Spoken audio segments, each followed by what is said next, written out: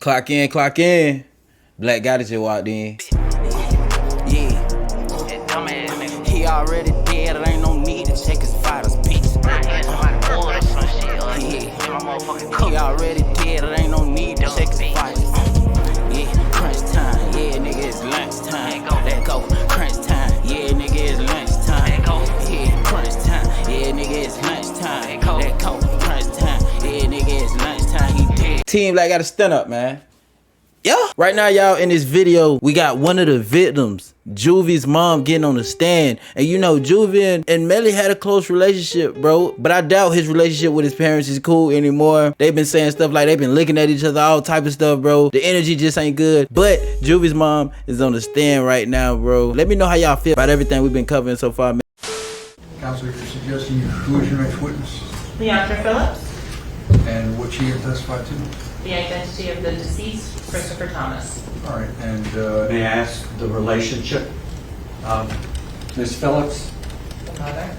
We would object on the grounds of that case.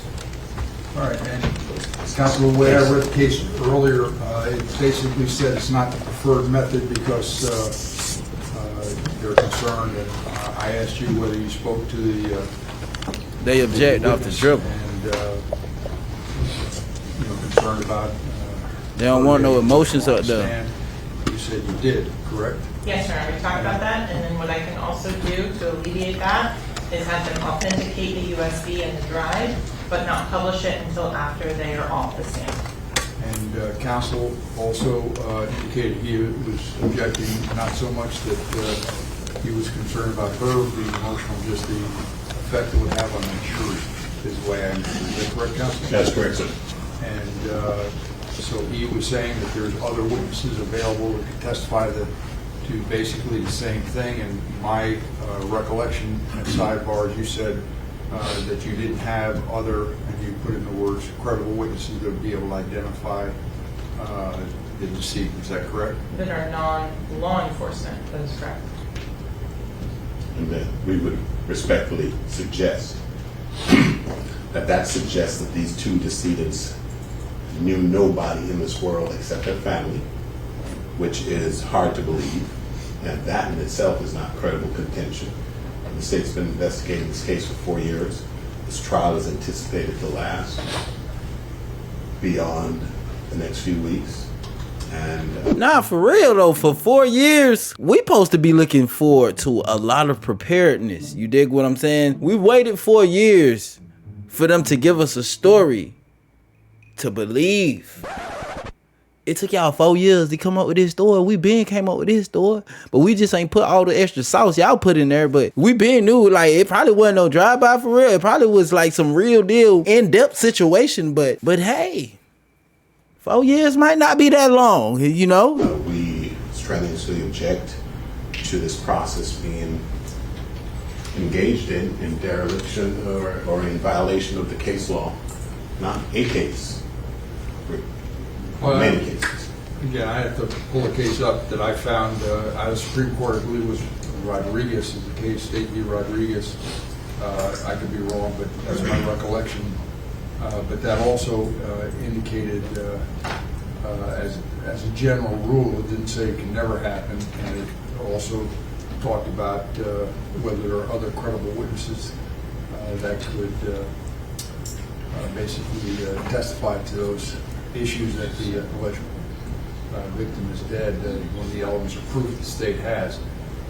So I'll find that case again and just see exactly what it says, but that was my recollection. The second thing, though, is I thought this was resolved by, you made a suggestion that you're going to stipulate to it, and so we tabled it.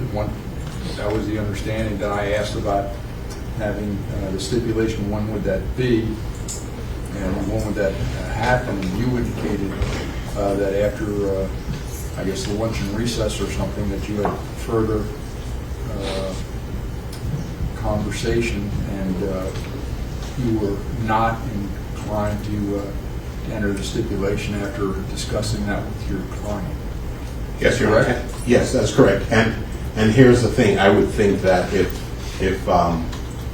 that the state would be for there to be a complete record to be able to put on the record a good faith effort that it made to identify anybody on this planet that knows these two decedents other than their family. Saying we spoke to two people and they declined or couldn't wouldn't cut it. So I think the record would have to contain an itemization of their efforts before the court draws a conclusion that the only witnesses who would suffice are the ones that the case law discourages. I'm looking at the case now, so.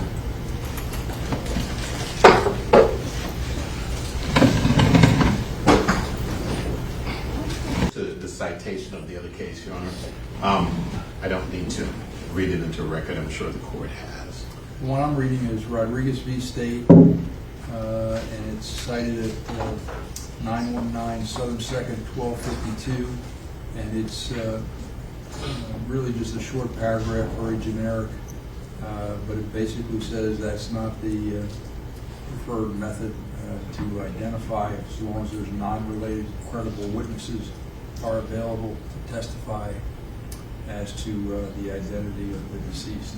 Right. And I believe the seminal case is Weltry v. State, 402 Southern 2nd, 1159. It's from 1981. 402?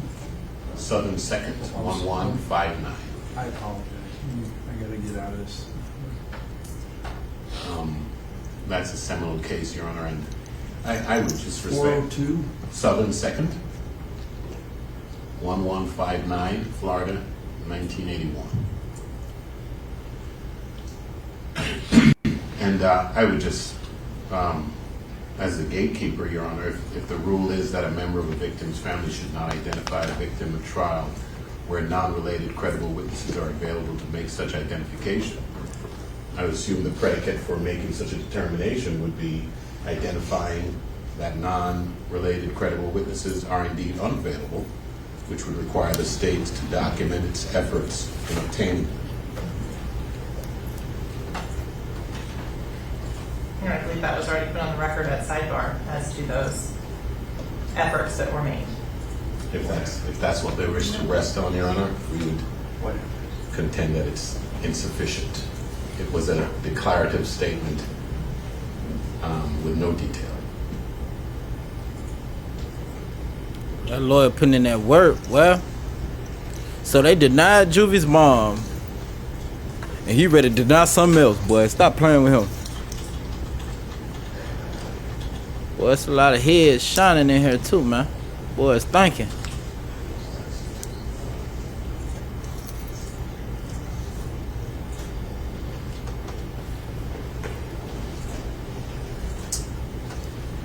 So in this case, though, that you're citing, it basically says it's clear from the record that the brother's identification testimony was not of such a nature as to evoke the sympathy of the jury or to prejudice the defendant. Nor can we say that the brother's testimony was not necessary to establish the identity of the deceased beyond a reasonable doubt.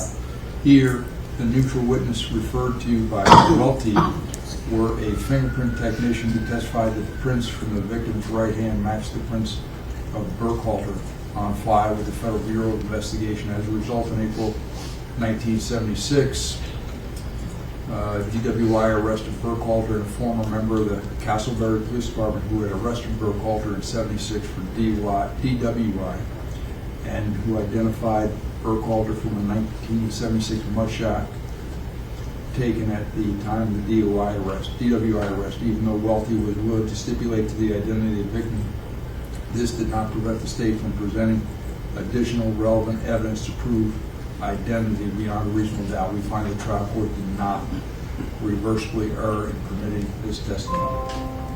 Right. It's not precluded in instances where it's necessary and they can establish the necessary predicate. They can't do so. And we're also inviting error by taking the risk that unfolds when the state has ample resources and time to go and find a witness that's suitable and comports with proper protocol. Anything else? Okay. This is my thought. I wasn't, as I indicated, I wasn't aware of the rule previously. I've tried many homicide cases, and 90% of the time it's stipulated to, although I have had people testify as to the identity. I'm not certain whether they're family members or not, so I don't want to take that lead. I wasn't familiar with the case, but the case seems clear. It's not the preferred method. Don't do it. They're objecting to it. So at this juncture, I haven't heard exactly what efforts were made. I don't know if there are any other witnesses, so we're just going to table it for now. I want to hear whether or not you can have another witness testify as to a non-related credible witness testify as to the identity of the two victims, Mr. Williams and Mr. Thomas. Right? Yes, Your Honor. All right, so do you have any other witnesses today? No, Your Honor. All right, so we're just going to adjourn now. How does this issue with the medical examiner, how's that going to play out? We will address scheduling on that. I'm moving around witnesses right now for tomorrow. So we will be plenty of witnesses for tomorrow. I'm still juggling people around to fill in some of those gaps.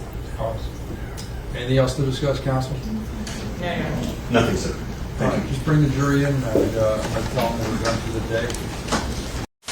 I'm trying to figure out, why would they even try it knowing that his defense team was gonna object? Like, at this point, you came with one witness that is one of the victim's mom, who can't really operate off of logic right now. She can only operate off of emotion, and that's the only witness they had?